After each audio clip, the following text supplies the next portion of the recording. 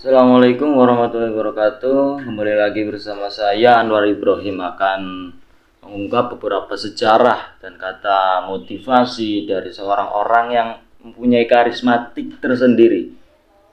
Sebuah kisah inspiratif yang membuat kita lebih bersemangat untuk menjalani hidup.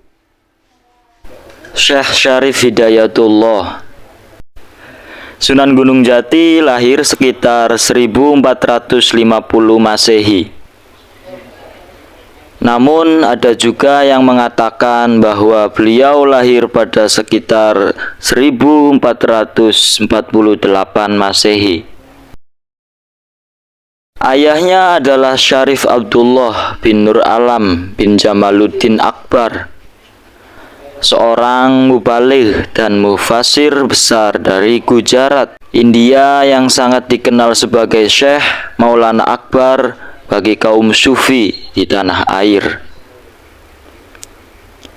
Ibu Sunan Gunung Jati adalah Nyai Rara Santang Syarifah Mudaim, yaitu Sri Baduga Maharaja Prabu Siliwangi dari Nyai Subang Larang,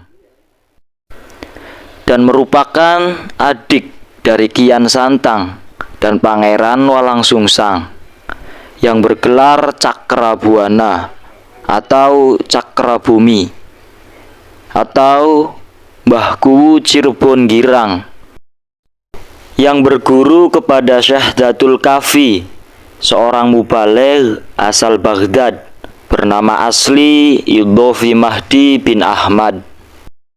Raden Syarif Hidayatullah mewarisi kecenderungan spiritual dari kakek buyutnya, Syekh Maulana Akbar, sehingga ketika telah selesai belajar agama di pesantren Syekh Datul Kafi, ia meneruskan ke Timur Tengah.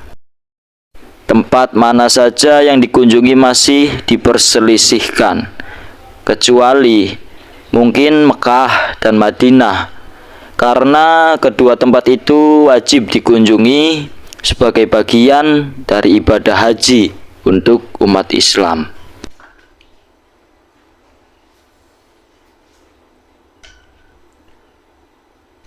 Kali ini saya akan membawakan sebuah kisah inspiratif dari seseorang yang tak asing bagi kita, yang kita sering mendengar namanya, kita sering setiap tahunnya banyak tradisi berkunjung kepadanya, yaitu beliau Syekh Syarif Hidayatullah Sultanil Mahmud Ibni Sultanil Hud min Bani Israel, Sunan Gunung Jati, Astana Cirebon. Beliau lahir di tahun 1450,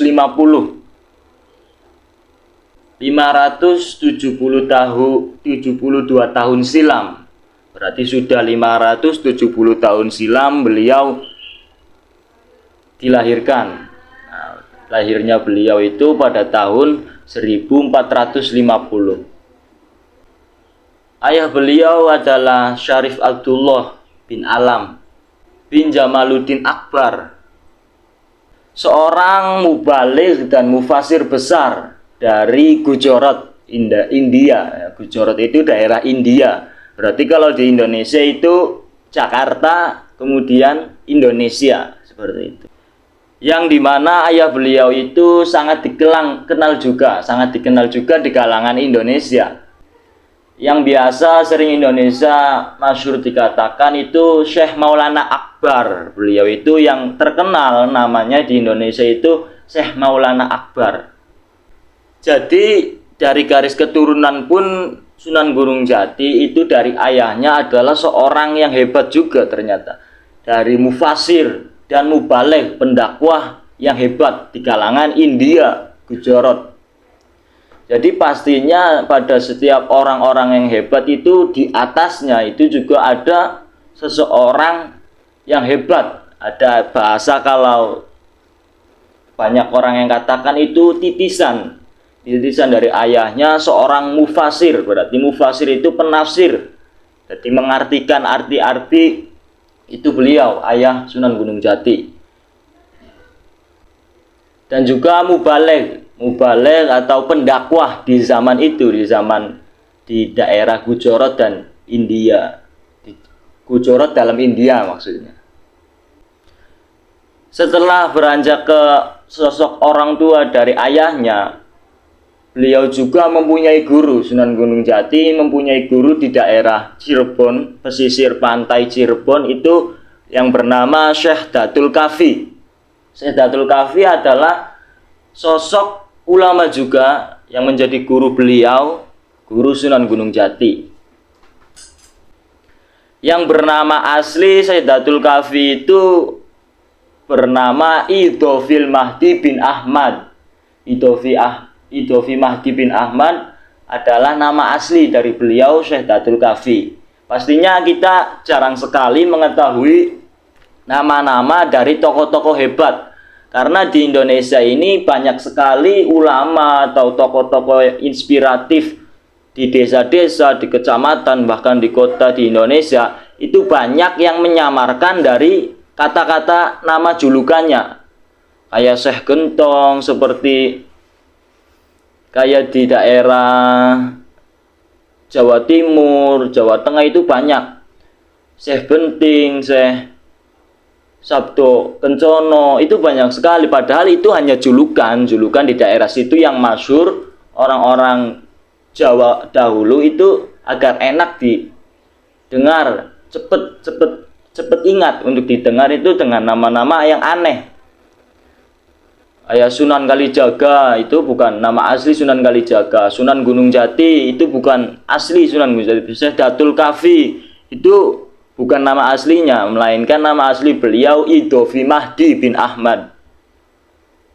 Nah, di kalangan kita sering sekali ya menyamarkan nama-nama. Banyak sumber itu, kenapa sih nama-nama di setiap daerah itu berbeda-beda kalau orang-orang yang hebat. Saya mendapatkan sumber dari beberapa orang itu karena di zaman itu banyak sekali musuh-musuh yang mencari beliau, orang-orang hebat, untuk dibunuh atau dimusnahkan. Nah, dengan melalui perpindahannya nama itu dari setiap desa, nantinya musuh-musuh beliau itu tidak mendeteksi bahwa ada seorang beliau. Jadi di daerah ini beliau bernama ini, di daerah ini. Makanya banyak sekali nama-nama seseorang hebat. Contoh di daerah Babakan Ciwaringin itu ada yang bernama Syekh Hasanuddin, yang membabat pondok pesantren Babakan Ciwaringin Cirebon. Pindah di daerah Plumbon, di daerah Duku itu beda lagi namanya. Ada yang menjuluki Syekh Jatira, Syekh Jatiloro, itu banyak sekali ya. Karena itu di zaman dahulu itu banyak orang yang meneror orang-orang yang seperti itu. Pendakwa-pendakwa di zaman dahulu itu diteror untuk dibunuh, untuk dimusnahkan. Dengan adanya perpindahan nama, beliau akhirnya terselamatkan, bersembunyi ke desa-desa. Nah, sedangkan Sunan Gunung Jati itu ada titisan juga dari kakeknya. Dalam segi spiritualnya ada titisan, ada darah kakeknya yang sangat melekat. Makanya beliau juga menjadi orang yang hebat. Karena banyak sekali orang-orang itu datangnya kelebihan atau kehebatan yang berbeda dengan yang lain, itu hasil dari titisan dari kakek buyutnya yang ke atas itu. Jadi tidak aneh bagi kita ketika ada orang hebat, kemudian di atas, keturunan ke atasnya itu ada juga tokoh-tokoh yang hebat juga. Nah, kakek buyutnya itu yang bernama Syekh Maulana Akbar, itu kakek buyutnya, kakek buyut beliau Syekh Syarif Hidayatullah Sunan Gunung Jati. Nah, setelah beliau belajar di Syekh Datul Kafi di Gunung Jati, nah berarti di daerah Cirebon itu ada dua gunung yang terbelah oleh jalan. Aslinya satu gunung pada awalnya, kemudian terbelah oleh jalan untuk sekarang. Untuk dulu mungkin masih satu, menjadikan satu, terus di kemudian hari ada proyek Belanda, proyek Jepang, terbelah menjadi jalan Pantura pada saat itu. Nah, untuk sekarang itu pemakaman antara Syekh Datul Kahfi dan Sunan Gunung Jati itu misah, tidak satu, karena terbelah oleh jalan. Nah, kalau Syekh Datul Kahfi tersendiri itu terletak pada Gunung Jatinya. Nah, yang sering kita dengar Sunan Gunung Jati itu bukan di Gunung Jatinya, tapi bernama Gunung Sembungnya, karena sambungan dari Gunung Jati terpisah oleh Jalan Pandura pada saat itu. Nah, Sunan Syekh Datul Kahfi itu terletak di Gunung Jatinya, di atas, di puncak. Ada di situ juga situs pusar bumi. Ya, pusarnya bumi juga ada di situ.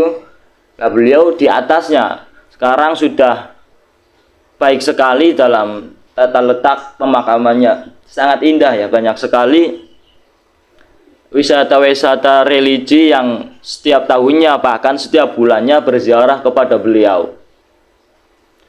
Nah, berarti antara makamnya Syekh Datul Kahfi dan Sunan Gunung Jati itu terbelah oleh jalan. Kalau makam Sunan Gunung Jati sendiri itu berada di Gunung Sembung.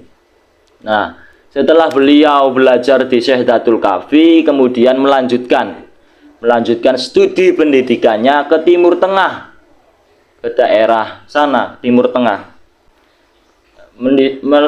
Melanjutkan pendidikannya ke daerah Timur Tengah beliau, setelah belajar mencari ilmu kepada Syekh Datul Kahfi. Nah, kenapa beliau mencari studi atau jenjang pendidikan ke Timur Tengah? Karena pada saat itu masih banyaknya pertikaian di antara dunia negara dan negara. Di dunia itu banyak pertikaian ya, di dalam antara manusia dengan manusia banyak sekali pertikaian, persengketaan. Nah, beliau studinya ke Timur Tengah. Nah, mungkin terbesarnya itu di daerah Mekah dan Madinah, karena di negara itu aman untuk disinggahi oleh orang-orang. Pada zaman itu masih aman, karena di negara Madinah dan Mekah itu menjadi kiblat atau rujukan bagi umat Islam untuk melakukan ibadah yang kelima, yaitu ibadah haji. Nah, dengan itu beliau Sunan Gunung Jati meneruskan pendidikan di Timur Tengah. Nah, mungkin itu saja yang bisa saya kisahkan untuk episode kali ini. Jangan kemana-mana, tetap update terus kisah-kisah tentang sejarah, kisah inspiratif, sabda dan kata bijak dari orang-orang yang hebat.